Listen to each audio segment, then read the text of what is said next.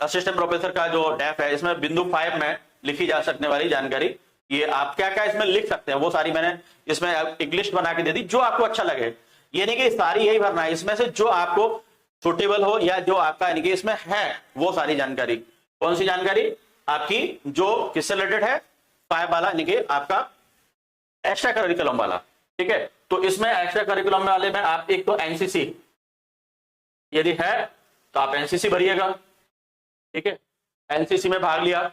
NCC में आप ये भी बता सकते हैं कि आपका बी या सी जो भी सर्टिफिकेट है वो आप बताएं, और किस ग्रेड से है आप, यानी कि जैसे मान लीजिए आपका सी सर्टिफिकेट है और ए ग्रेड से है ना, वो भी आप लिख दीजिएगा, ए ग्रेड लिख दीजिएगा। और यदि आप किसी एनसीसी में कैप्टन वगैरह के पद पर रहे तो वो भी आप लिखें। ठीक है, लेकिन लिख तो दिया है, लेकिन आपको बहुत अच्छी जानकारी होनी चाहिए एनसीसी की, बहुत डेप्थ में। ठीक है, यदि आपके पास में एनएसएस है, क्या है आपके पास में, यदि एनएसएस है या नेशनल सर्विस स्कीम, तो इसमें आपने उसे वॉलंटियर के रूप में काम किया है तो वो आप लिखेंगे। ठीक है, इस समय आपने कुछ और अचीवमेंट रहेगा आपके, जैसे है ना, हाँ इसमें आपको एनसीसी में भी आपने कोई बड़ा कैंप वगैरह किया है नेशनल लेवल का, तो वो भी आप उसमें लिख सकते हैं।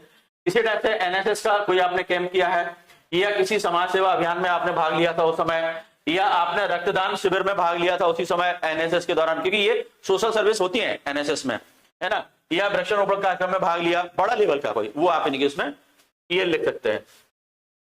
या फिर आप गांव या समुदाय में स्वच्छता अभियान चलाया था आपने, किसी गांव में या शहर में कहीं सफाई की थी, या कॉलेज में सफाई की थी, कहीं भी वो आप। शिक्षा अभियान यानी कि किसी जगह पर जाकर के आपने बच्चों को पढ़ाया, है ना, गरीब बच्चों को पढ़ाया एनएसएस के थ्रू, तो इस चीज का भी आप इसमें जिक्र कर सकते हैं।